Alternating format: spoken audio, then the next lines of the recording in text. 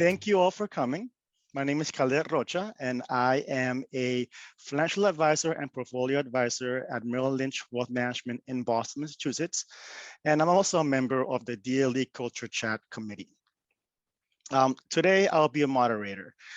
I'm glad to see so many faces here on today, and many of them are here for the first time. So welcome, everyone. And I want to explain what the DLE is. The DLE is a business-oriented forum that examines and changes and challenges in today's workplace culture. In just 60 minutes, we aim to engage multiple perspectives through a moderated format that promotes respectful conversations and vital topics, and with actionable takeaways we're gonna have. So, designed for interactivity, the program unites accomplished professionals from various backgrounds here. So our goal is to help you grow what you know and who you know in a welcoming, supportive, and professional environment. The sustained sponsorship of Dulye & Co. Workplace Consultancy enables Culture Chat programs to be fee-free, which is great. So thank you, DLE & Co.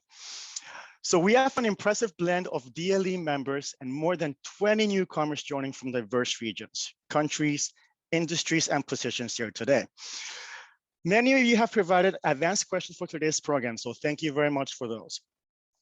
So let's take about half a minute to connect. I ask you to please type in the chat box your name, your company, your title, and your location where you're joining us from. So, and I see many new members here today, many new attendees, so thank you for joining. And I see a lot of us already joined, which is awesome.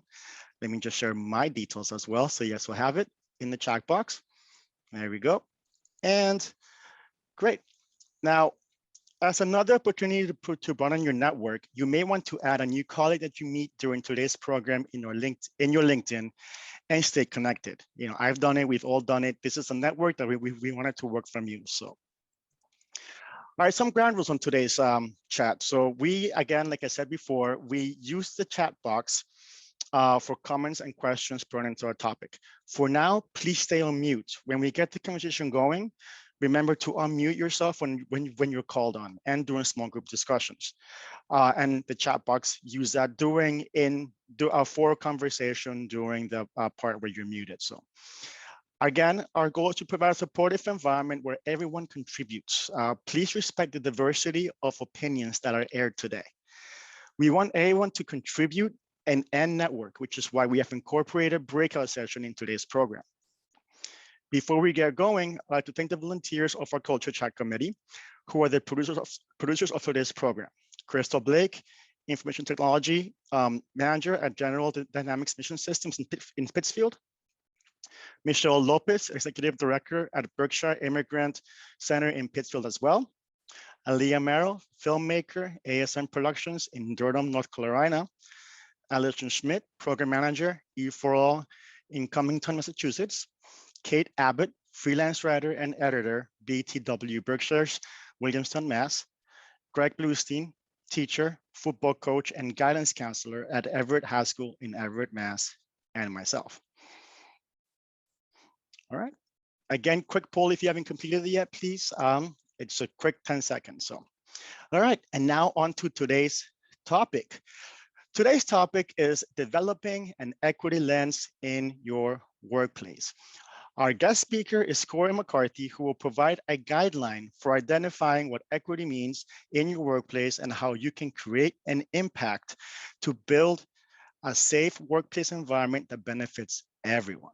So, currently the Chief Equity Officer of the Everett Public Schools in Massachusetts, Cory has spoken on the topic that headlines today's Culture Chat at leading conferences, summits, and symposiums nationwide.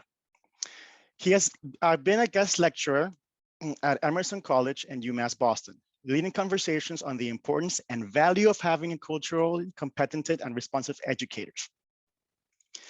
The Massachusetts State House Black and Latino Legislative Caucus has honored Cory for his work with Black and Brown students. He serves on the board of numerous nonprofits and recently created a social justice program for middle schoolers in Boston while actively working as the executive director of the Urban Coaches Association. So he's very involved. So thank you, Cory. Cory holds a Bachelor of Arts in Education and a Master's in Education Leadership from Endicott College and a Master's in Student Success from Regis College. Cory, welcome so much. Thank you for joining here today. And without further ado, we'll get started. Cory, Thank you. please take it away. Thank you, everyone. Once again, my name is Cory McCarthy. I'm the Chief Equity Officer at the Everett Public Schools.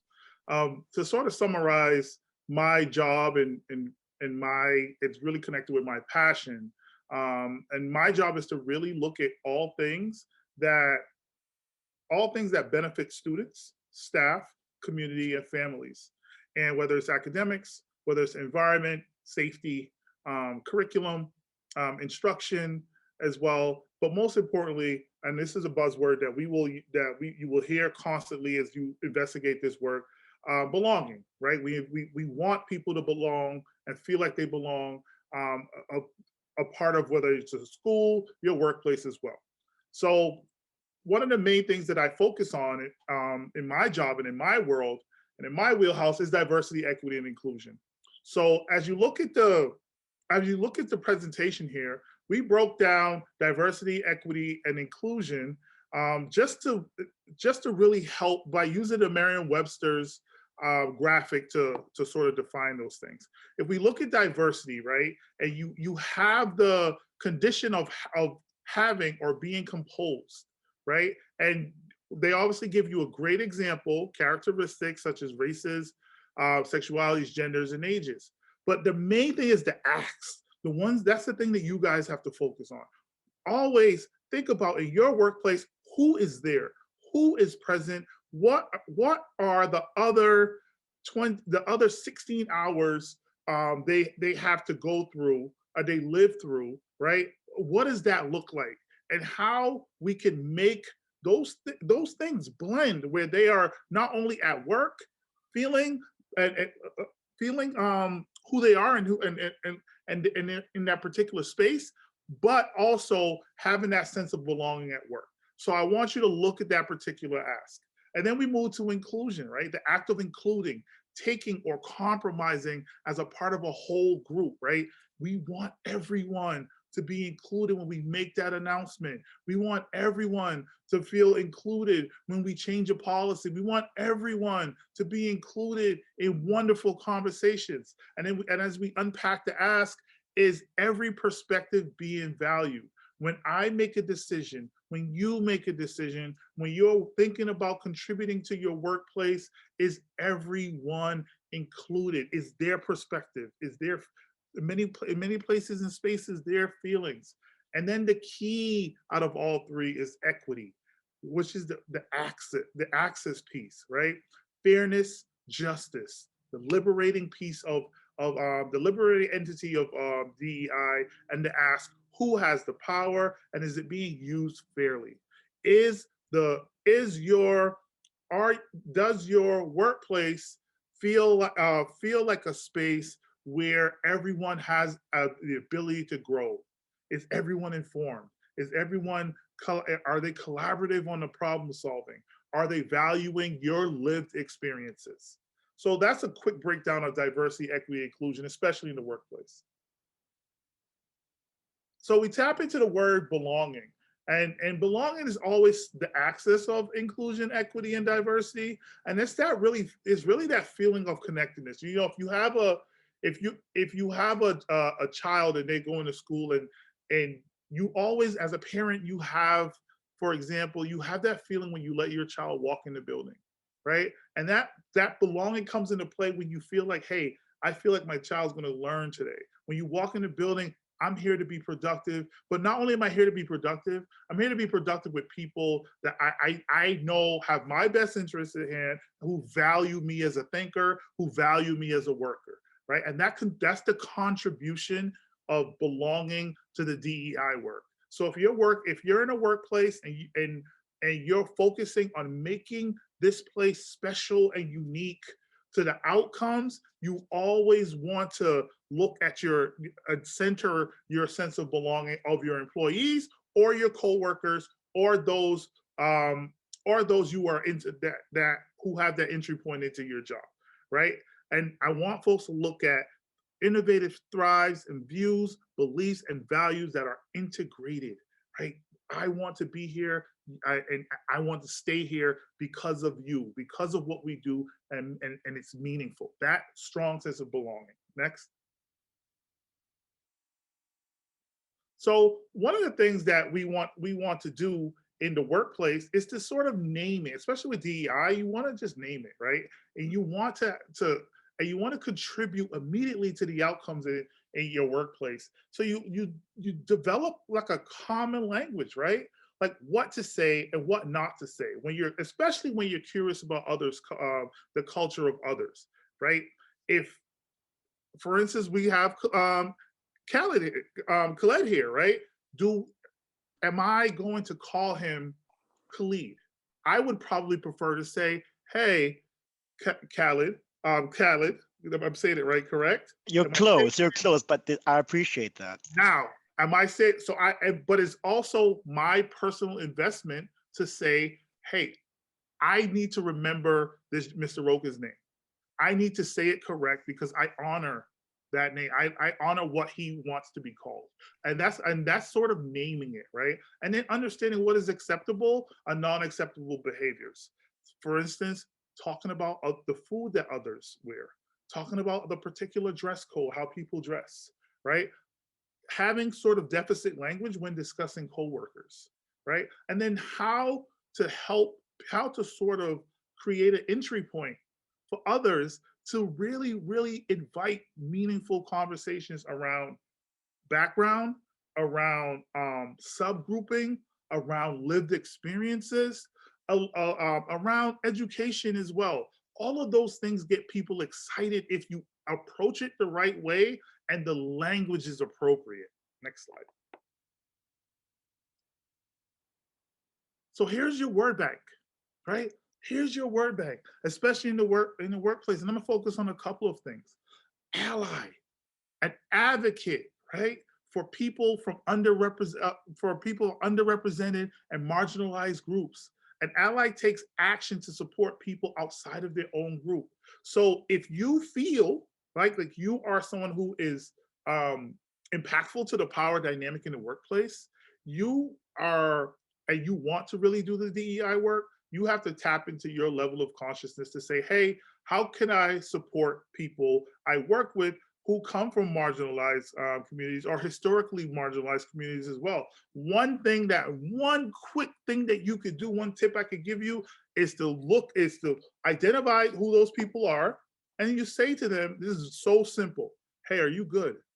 Right? And that goes such a long way because you don't know the burden that people carry, right? You don't know the burden that people carry. It's so helpful to say, are you good? Right? Intersectionality, right? Where does race meet gender or religion in the workplace? And should it matter? Should it be discussed? Of course it should be discussed. In what format, right? In what space, right? Then you obviously have unconscious bias, right? You have to always evaluate yourself, right? To see where are you exercising the biases that you have. So identify and working with these three words. And I know the great folks here are going to provide some of these resources for you after, but I wanted to identify those 3 out of 6 terms. Obviously, emotional tax is something that you will have to unpack a little bit more. Equity and equality, there's a huge difference, but they are both asset-based terms. Next. Now, so leading into asset-based diversity, equity, and inclusion, and having that lens of using the asset-based language, you have to be really comfortable with people from diverse groups. And if you're uncomfortable, you have to find your entry point. And sometimes the entry point could be watching film. It could be reading. It could be asking a question in a way that does not make the other person feel uncomfortable, right? If you are someone who is leading, if you're a leader in your workplace, right? Do you have the ability and capacity to create a diverse workforce, right? That values different cultural backgrounds.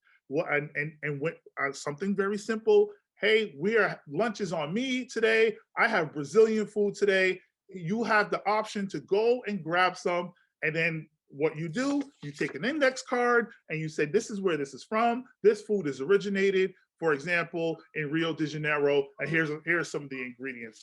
These are some of the things that truly contribute to people having an unconscious growth level. Increase your knowledge base. I spoke on that already, but yes, reading is critical. I will introduce a book later on to sort of initiate that if you feel like you're on the entry level of this work. And promote and having powerful DEI in the workplace promotes creative thinking. It promotes collaboration. It invites those things to the table, and then multiple perspectives. You know, that global learning. And the more informed you are, the stronger a unit, the more impactful you can be. But through the lens of value and diversity, access of equity, and then practicing inclusiveness. Next slide, please. So it starts with the workplace culture, right? You have to commit to developing that consciousness and always think about these things when you are communicating with others. Whether it's a white person talking to a white person, there's a value there. Like Italians having that communication with someone who's Irish, right? Someone from South America having a connection with someone from Central America. And then these are entry point discussions. Hey, tell me about the food. Tell me what you read. Tell me a joke in your culture that will really enhance my knowledge about you. How are manners perceived in your community? Talk to me about your language, and then invite conversations around dress code, right? And then where it's not evaluative, because that's the problem that happens when you are probing and prompting. You may want to get more information, but sometimes when you ask a question a particular way, it just feels like evaluative, like like there's some judgment. If you simply say very simple things like, hey, if you start with yourself, like, I read a great book the other day. What's the last good book that you read? Tell me about the last good meal that you had. Those things are truly important, and people value those things because they really understand that you value their lived experiences. Next slide.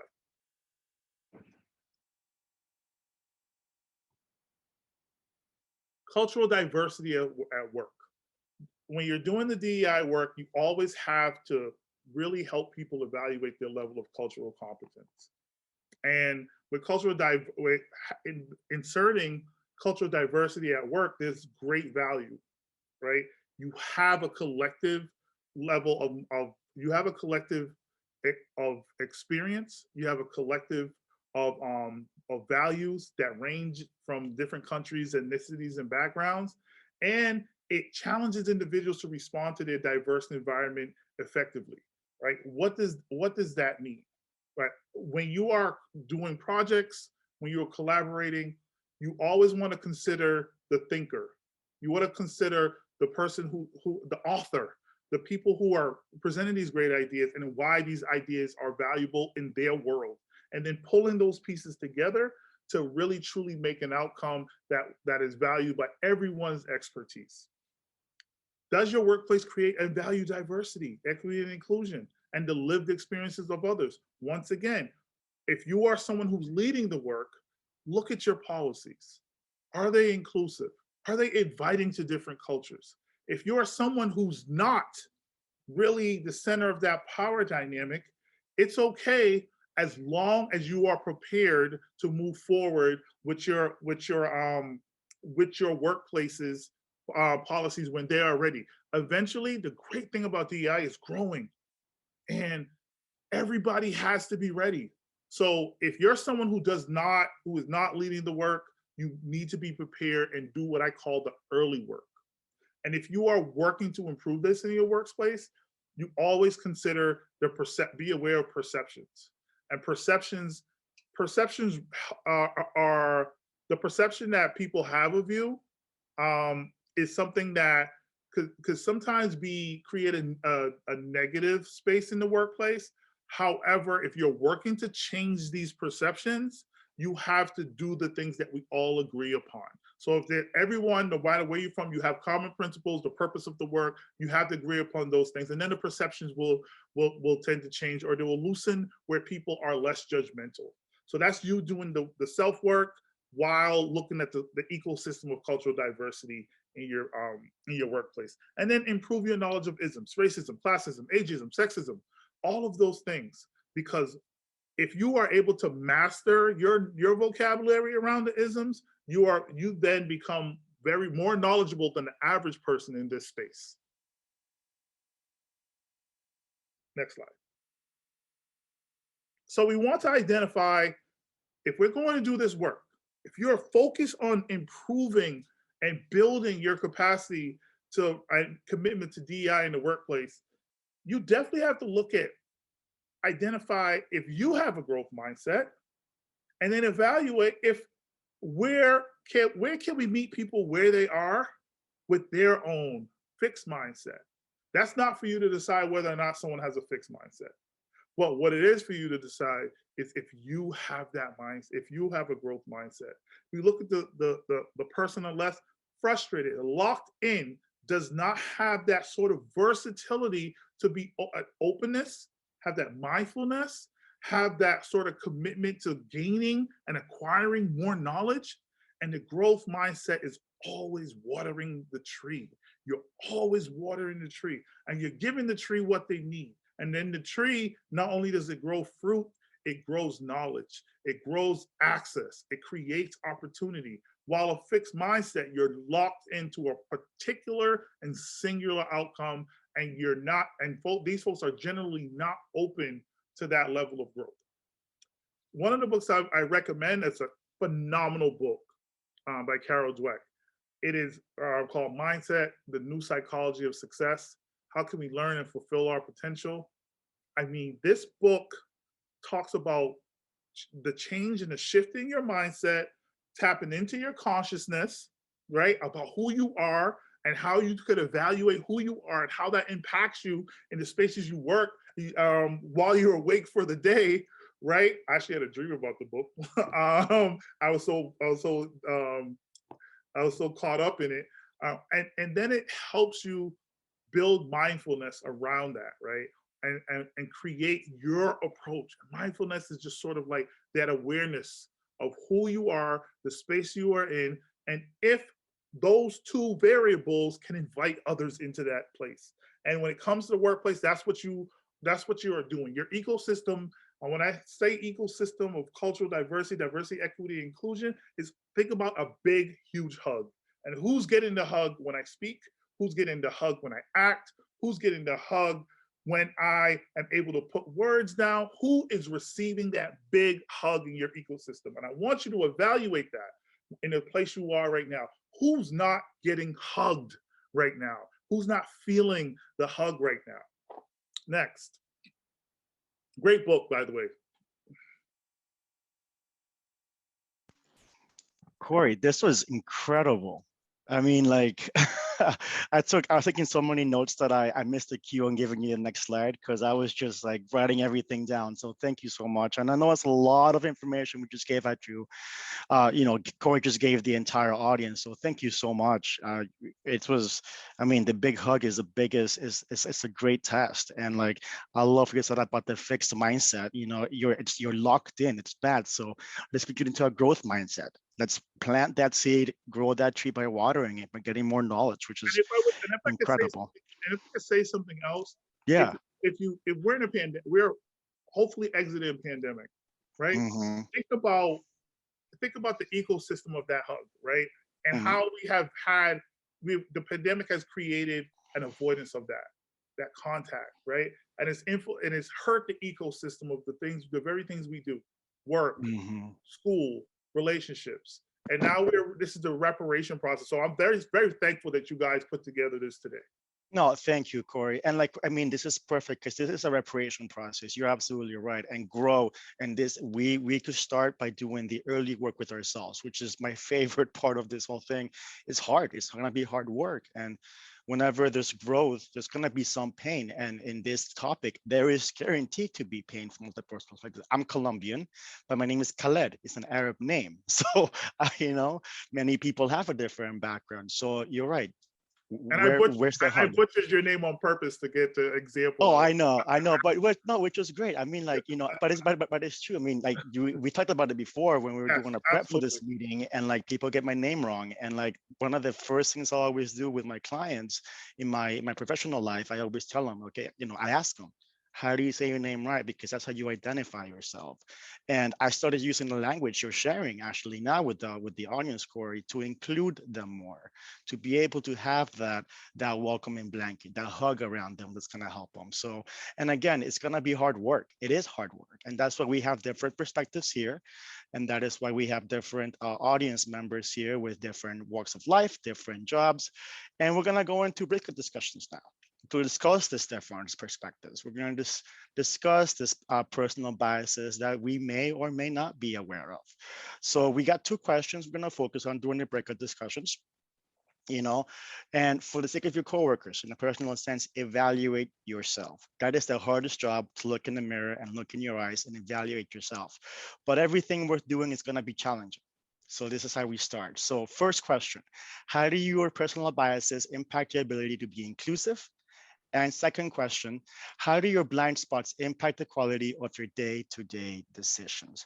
So we're gonna move on to a small group discussions. I encourage you to all, once you first start, say your name, where you're calling in from, where you work, and then we're gonna go around the group to discuss your perspective. Again, DLE is meant to share everything without judgments, just a reminder.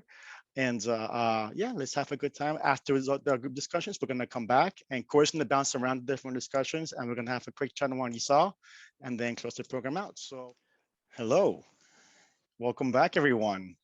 See, we all made it back. Hopefully we had a great discussion. 20 minutes went by fast, so or 15, excuse me. So, and we have a lot to talk about still. Again, this is the beginning of this transformational work. And as Cory likes to say, it's transformative, right, Cory?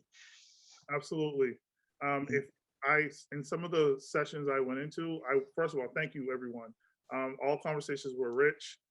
Folks were vulnerable, which is crazy. I think we're kind of strangers, but like, usually sometimes like I pop in spaces, people like, but then there's people who were like telling their story, their side, and being vulnerable around their own self-reporting, because that way that's how you prep yourself for your own self-evaluation. So I saw so much of that richness, and I saw that people were vulnerable in a space that they really didn't have to be. Yeah, no, and it's true. And like, I think it's because my group was very vulnerable too. And like, we are all doing the early work, like you mentioned earlier. We do the work early, focus on ourselves. So then we are able to influence others around us, influence our organization professionally and personally around it. So I really do like that. And like Julia just said in the chat, like this speaks to the culture of the DLE. Vulnerability is welcome. We welcome all different perspectives here. So I know we just had an exercise looking within ourselves, Cory. But before we move on, do you want to like share what you saw in other groups in more than vulnerability? Yeah, I don't want to share too much because that's their I thing, hear you. I hear you. right? But what I did see is, is folks really like identifying and recognizing where their blind spots can really impact people, and how taking away and identifying those blind spots could positively impact people as well. And that means that they're doing the work already, right? And that's the biggest thing that people are. It's hard to unpack when you're doing it, and that's that discomfort, right? And that level, and once you get that level of discomfort, it's like wearing I keep telling people that level of discomfort is like wearing a wet jacket in the winter, right? It feels that your jacket's wet, it's freezing, but at the same time, you'll get that warmth eventually, and everybody will be a part of that ecosystem if you are just committed to it. One person mentioned that they wanted someone to really advocate for themselves, but they wanted to make sure that they were prepared. And Mm-hmm. I wouldn't let a coworker that I have to see every single day make a mistake that's going to adversely affect them. And Mm-hmm. I think that's workplace culture. That impacts the workplace culture more than you would ever know, because and people love to be thought of, right? And that goes back to the whole, hey, are you good, right? Like, Mm-hmm. are you good? I'm telling you, like, find somebody who you feel like doesn't talk, or someone, and just say, hey, are you good? And and you'll be surprised what that does for that person. And Yeah. we all are having our own inner battles, and also recognizing that we've been like apart from people. Like, the greatest teacher in this world has been connection, right? Mm-hmm. Connectivity to people and lived in life experiences. And with the absence of that, and integrating that again, you just have to really, really, really be mindful of your entry points with people, and how to like say and use language to really sustain those and build those relationships. And that Yeah. adds to a powerful workplace culture. I'm not going to let Mm-hmm. you slip up on this project, because I know how that, if you fail, I fail. And I think people need to really, really continuously work and evaluate how that sort of context impacts the everyday workplace. Yeah, no, and that makes a lot of sense. And, and a simple question of, hey, are you good, to somebody else around you it starts to be inclusive. So I really like that. And actually in the workplace, when people signed up to this program, they were asking questions during registration about what we can do as individuals in the workplace. We just discussed in small group discussions on how we can start the work ourselves. How do we influence people around us? So we actually had some trends here during our registration questions or registration period, and these 3 questions were the major themes around all the questions asked. So I wanted to quickly touch base, Cory, on this. And if we have time, we got about 6 minutes, we can ask if anybody in the audience has questions. So let's go to the first one. Like, what can an individual contributor do to promote equity in the workplace? Well, the first thing is the early work, like we mentioned earlier, Mm-hmm. right? The research, the reading, the sort of making sure that your awareness around being approachable, right? Because I think when you're someone who is sort of trapped in that sort of prism Mm-hmm. of like not feeling like you belong in a workplace, you need someone that's going to be approachable to actually help you escape that. So if you're the baseline thing you could do around equity is being relatable, being approachable, and having high level of self-awareness matched with some research-based stuff, and doing your work with the early work with reading. And I could tell you 100 people that you could read. I could give you 100 articles that you could read. And I don't read anything that I'll put down an article if it's not grabbing me, and that's just me. Mm-hmm. So I think that's as an individual, that's what you could do. That way you don't get in trouble at work. You're working on you and how you make people feel. Okay, so which is a good segue to the next question. Like, how can an individual make an impact and change the way their company approaches DEI when that individual is not in a leadership position, or what can be done with a senior executive leadership that turn their heads when these issues come up? That's good. That is the biggest challenge. Yeah. Right? Because I don't know, as much as the work is growing, right? And that sort of framework, those frameworks, the DEI frameworks are created. You have to be mindful that a lot of your building leaders or your executive leadership, that's not their wheelhouse. Mm-hmm. So I think if you are, the first thing you can do, I would recommend, is to sort of like, whether it's a book study, or find people who are like-minded as you, because then you will have a general understanding of how this positively affects the workplace. And sometimes when you have executive leadership, all they care about is the bottom line. And the bottom line is, hey, when people work together, right, they are successful and they improve outcomes, right? I love that. Yeah. Right? I love that, because we're all together trying to make a profit in the business or non-profit, but you still want to survive, right? Like, but if you don't work together and if you're not inclusive, that's not going to happen. Yes, and like psychological safety, right, in Mm-hmm. the workplace. place, right? If you think about that, if the bottom line to your executive leadership is, hey, having a DEI framework or policies that are conducive to improving DEI, is it what is the bottom line of that contributing to their outcomes? Shoot, if I'm a CEO and somebody tells me, hey, listen, people loving working here and like having different meals or having an adjusted dress code or having some sort of employee of the month or country of the week, if that's going to improve and make me some money on a very, I'm doing and I'm investing in it, and then by accident they may tap into, I may learn a little bit along the way. I may go on a vacation and be like, hey, wow, who do I know from Barbados? I'm from Barbados. And like, oh my God, Cory McCarthy's from Barbados. And that's an entry point. Yeah. That's great, because I mean the diversity opens up opportunities for people to improve their own life, go on vacation like you said or something, to do their life. But how do we hold these people accountable and make sure these people are, working with these challenges to make these changes? So right now, what's going to hold them accountable is ethics boards, like the government, like society, right? Because I think, I'll give you an example. I'll go in the school realm. There was a bunch of schools one district in California, and they had about 8 schools, and every school had to have their staff go through 10 hours of anti-racist and anti-racism professional development. The schools who did not do it, the schools who completed it 100% were deemed as an anti-racist school. Now, think about how you felt when your school was not, did not do it, right? So the accountability is within, if you are willing to step into that square and do the work.